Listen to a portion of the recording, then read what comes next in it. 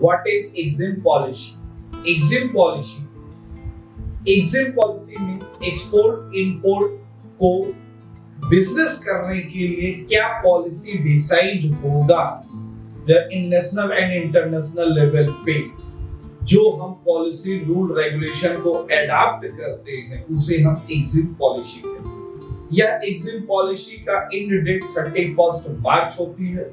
आवश्यकता पड़ने पर हम इसमें चेंजिंग कर सकते हैं। एग्जिम पॉलिसी मार्केट में हमारी दो प्रकार से होती है।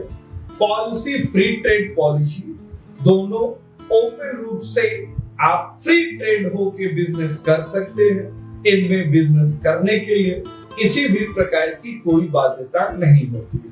प्रोटेक्टिव ट्रेड पॉलिसी, कोई भी कंट्री, अंडर डेवलपमेंट कंट्री अपने देश के लोकल फॉर वोकल प्रोडक्ट को ज्यादा से ज्यादा यूज करें, हमें फॉरेन बैलेंस में हमारी लॉस न हो, पेमेंट न देना हो, तो इसके लिए अपने प्रोडक्ट को डेवलप करने के लिए फॉरेन कंट्रियों के प्रोडक्ट को बैन करती है, ज्यादा टैक्स वसूलती है, प्रोटेक्शन देती है घरेलू कंपनियों को, home country, home product, home industry को, तो यह एग्जिम पॉलिसी के अंतर्गत होता है।